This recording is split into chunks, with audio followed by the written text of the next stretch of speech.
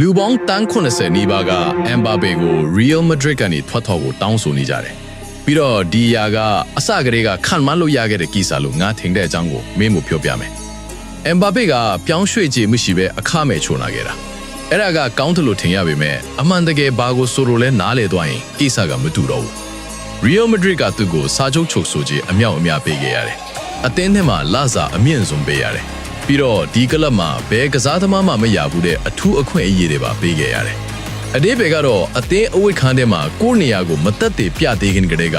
သူကအခြားအသင်းဖို့အားလုံးထက်အာဏာပိုရှိနေကြတာပဲ။ပြီးတော့ tactical problem ကတကယ်ရှိနေတယ်။အာဘလိုဝါကအမ်ဘာပေနဲ့ Vinicius ကိုတိုက်စစ်တန်တစ်ခုထဲမှာအဆင်ပြေအောင်မကစားခိုင်းနိုင်သေးဘူး။နှစ်ယောက်လုံးကဘဲဖက်ချမ်းကိုပဲကြိုက်တယ်။နှစ်ယောက်လုံးကလွတ်လပ်ခွင့်လိုချင်တယ်။ဒီလို ego ကြီးတဲ့ player နဲ့ယောက်ကို midfield ကမထောက်ပံ့နိုင်ပဲအသင်းတီဆောက်လိုက်ရင်အခုမြင်နေရတယ်လို့ပဲဖြစ်လာမှာ balance ပြတ်မယ် frustration တက်မယ်ပြီးတော့အပြစ်တင်မှုတွေစတင်လာမယ်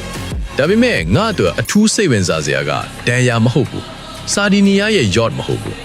El Clasico ပွဲကလာအတွက် Instagram story တင်ခဲ့တာပဲအဲ့ဒီ gesture တခုတည်းကအခုသူ့စိတ်ဘယ်မှာရှိနေလဲဆိုတာအကုန်ပြောပြီးတာပဲကို့အသင်းနဲ့စိတ်ပိုင်းဆိုင်ရာချိတ်ဆက်နေတဲ့ player တယောက်က